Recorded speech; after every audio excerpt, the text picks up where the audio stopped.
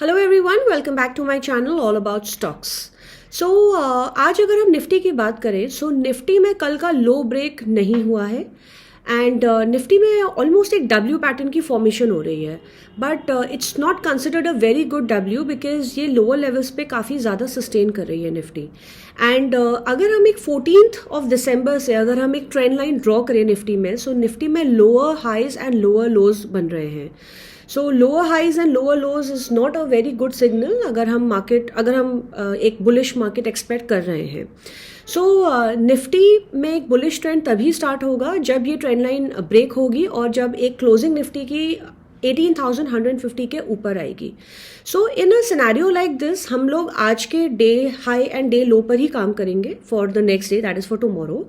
So let's quickly note down the levels. So आज का Nifty का लो था 17,888, 86.95। अगर ये लो ब्रेक होता है सो हमारा सपोर्ट 1 रहेगा निफ्टी का 17,853.65 एंड सपोर्ट 2 जो कि हमने आपको पहले भी बहुत बार दिया था, it is 17,774.25 and which is also the breakdown level of Nifty. Now if I talk about today's high, अगर ये आज का हाई जो कि 18,072.05 पर है, अगर आज का हाई निफ्टी ब्रेक करके वहाँ पे सस्टेन करती है 15 मिनट्स की कैंडल, ये दोनों हाइज और लोज कट करने के लिए एप्लीकेबल है कि 15 मिनट्स की कैंडल जब वहाँ पे सस्टेन करती है, सो R1 निफ्टी का होगा 18,150 एंड R2 विल बी 18,266 जो कि निफ्टी का ब्रेक आउट पॉइंट है। बट एक बुलिश मार्केट की एक्सपेक्टेशन हम लोग निफ्टी से तभी रख सकते हैं जब एक 18,150 के ऊपर क्लोजिंग आएगी, which will be considered a pretty decent closing. Because if I talk about the charts, the market trend does not look very good. It looks very negative. And हमारा जो निफ्टी का एक बहुत इंपॉर्टेंट सपोर्ट है, Nifty almost वहीं पर trade करती है। कभी अगर गैप अप होती है so it drastically comes down. So market में अभी फिलहाल यही चल रहा है। So again Nifty is just consolidating 17,800 से लेकर 18,200 की ही रेंज चल रही है and this kind of a market is very much favourable for call writers, for जो लोग राइटिंग करते हैं। So now talking about bank Nifty, पिछले 2 दिन से बैंक निफ्टी ने निफ्टी के कंपैरिजन में काफ़ी बेटर कैंडल बनाई थी, बट आज बैंक निफ्टी की कैंडल बहुत ख़राब है। It looks like a very bad candle. Bank Nifty में आज डॉजी बना है, कैंडल जो बनी है आज की day candle, it's Doge and bank Nifty ने कल का लो भी ब्रेक करा है, राइट। सो डॉजी का हमारा बहुत सिंपल रूल होता है कि अगर डॉजी का हाई कटे तो हम बाई पोजिशंस बनाएंगे और अगर डॉजी का हमारा लो कटे तो we will sit at selling position. So let's quickly note down the levels. Now हमारे पास लो में भी एक decent scope है। बैंक निफ्टी अगर हमारा लो काटती है, so today's low is 41,861.10। अगर कल ये लो कटा और एक 15 मिनट्स की कैंडल हमारी वहाँ पे सस्टेन करी, in fact we can even look at a 5 minutes candle अगर वहाँ पे सस्टेन करी, so we can short the market and हमारा सपोर्ट 1 होगा 41,567 जो कि बैंक निफ्टी का ब्रेक डाउन पॉइंट है and support 2 will be 40,800। So for any reason अगर 41,567 ब्रेक होता है, वहाँ पे काफ़ी लंबा सस्टेन करता है, सो हमारा next support is 40,800।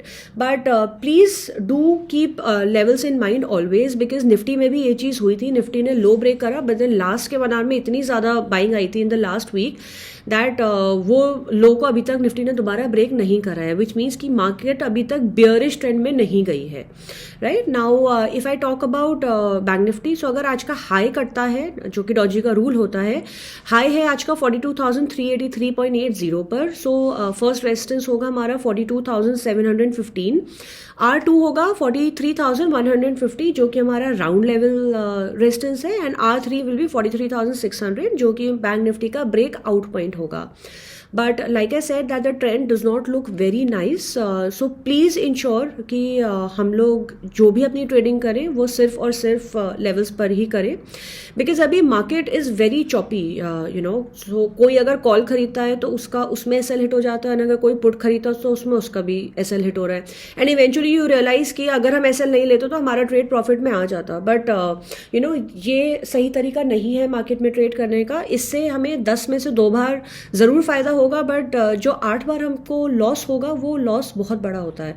So very very important learning कि मार्केट में हमको कभी भी अगर हमारा एसएल हिट होता है, so it is always important कि हम अपना एसएल लेकर उस ट्रेड से निकल जाएं. एंड अगर हमें दोबारा मौका मिलता है कि अगर हमारा हाई या लो अगर हमारा दोबारा कटता है, सो हम उस ट्रेड में दोबारा एंट्री ले सकते हैं. इट इज़ ऑलवेज एडवाइजेबल कि हम एक ट्रेड में दिन में 10 बार एंट्री लें, रैदर दैन कि हम एक स्टॉप लॉस को लेकर बैठे रहें एंड हम अपने ट्रेड को एवरेज आउट करते रहें. So that's not really advisable. So I mean ये एक अच्छे ट्रेडर के ट्रेड्स नहीं होते हैं. सो एसएल लेना is discipline in the market. So discipline अगर हम मार्केट में रखेंगे, सो मार्केट हमको पैसा जरूर देगी. Now talking about another stock, Manappuram finance, जो कि मैंने आपको मंडे की वीडियो में बताया था. सो मनापुरम फाइनेंस मंडे को जब मैंने आपको संडे की वीडियो में बताया था. So Monday Manappuram finance did really well. In fact FNO sector में मनापुरम फाइनेंस उस दिन का टॉप गेनर था एंड हमने ब्रेकआउट लेवल दिया था 126 पर. और हमने उस दिन भी अपनी वीडियो में बताया था कि हम मनापुरम फाइनेंस में अभी जब एंट्री लेंगे तो हम क्वांटिटी एंड कैपिटल मैनेजमेंट का इसमें ध्यान रखेंगे, विच मेंट कि हम उस टाइम पे एंट्री से 25% कैपिटल से मनापुरम फाइनेंस में लेंगे. एंड मैंने आपको अपनी वीडियो में ये भी बोला था कि दूसरा जो हमारा नेक्स्ट अमाउंट है 75% का, उसको डिप्लॉय करने के हमारे 2 सिनेरियोज हैं. नंबर 1 सिनेरियो, अगर मनापुरम फाइनेंस में जैसे ही मनापुरम फाइनेंस में ब्रेकआउट आता है जो कि 126 के ऊपर है, हम बाकी का अपना 75% कैपिटल उसमें डिप्लॉय करेंगे. बट मनापुरम फाइनेंस 125.80 से रिवर्स कर गया था. उसमें कोई डबल टॉप नहीं लगा है बिकॉज उसमें डॉजी कैंडल बनी थी. So it is still a very good stock. So क्योंकि अभी वो 126 से ऊपर नहीं गया and it is trading near the stop loss. मैंने आपको स्टॉप लॉस दिया था 115 पर. सो इन केस अगर मनापुरम फाइनेंस में स्टॉप लॉस हिट होता है, सो हम नेक्स्ट एंट्री मनापुरम फाइनेंस में ले सकते हैं at the levels of 106 to 109. Because यहाँ पर अगर ये लेवल ब्रेक हुआ तो एक एम पैटर्न की फॉर्मेशन होगी एंड 106 to 109 जो कि रेंज है वो मनापुरम फाइनेंस का एक सप्लाई जोन है. So the next entry that we can take will be in the range of 106 to 109 for Manapuram Finance. Now another sector जो कि मैं अपनी वीडियो में आई थिंक ऑलमोस्ट रोज बोलती हूँ इज फर्टिलाइजर सेक्टर. आज even though the market was not very well, fertiliser stocks did really well. In fact जैसे ही कभी मार्केट नीचे होती है एंड मार्केट थोड़ा सा ऊपर आने स्टार्ट करती है, so fertiliser and IT is what comes up drastically.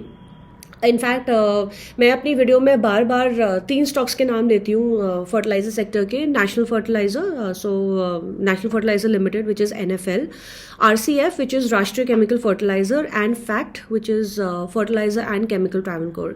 So these stocks did really well today. और किसी भी डिप पर ये स्टॉक्स बाय रिकमेंडेशन है बिकॉज बजट में इनके लिए अनाउंसमेंट्स एक्सपेक्टेड हैं. And one thing I forgot to say is Manappuram finance में हमने we also discuss the logic कि हमें मनापुरम फाइनेंस लेना क्यों बनता है.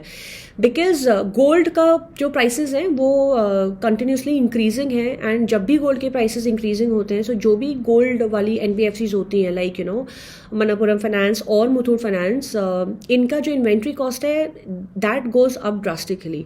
एंड जब भी इनका इन्वेंट्री कॉस्ट बढ़ता है, सो ऑफकोर्स इन स्टॉक्स में हमको रैली देखने के लिए मिलता है. सो इसलिए Manappuram finance is a strong bye.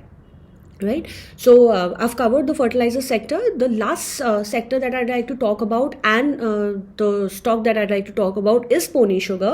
Pony Sugar is a recommended buy on every dip because pre-budget rally इस stock में expected है. In fact जिस दिन हमने दिया था ये stock काफ़ी बड़ा भी था. So please do keep these stocks on radar. I have personally bought all these stocks that I'm telling you of. In fact Manappuram finance में मैंने अभी 25% की एंट्री ली है. अगर ये स्टॉक नीचे जाता है, so I will be deploying the remaining capital जो मैंने मनापुरम फाइनेंस लिए रखा हुआ है. I will be deploying that capital because इसमें हमें गेन्स काफ़ी अच्छे एक्सपेक्टेड हैं. So that's it for today. And before I sign off, please आप हमारी वीडियोज़ को लाइक करें, शेयर करें इन केस अगर आप देखते हैं और अगर आपको इनसे फ़ायदा होता है. And don't forget to hit the bell icon to subscribe to our videos. That will really help us a lot in growing the channel as well, right? So thank you so much for watching me and I'll see you back tomorrow again with a new video. Happy trading. Bye bye.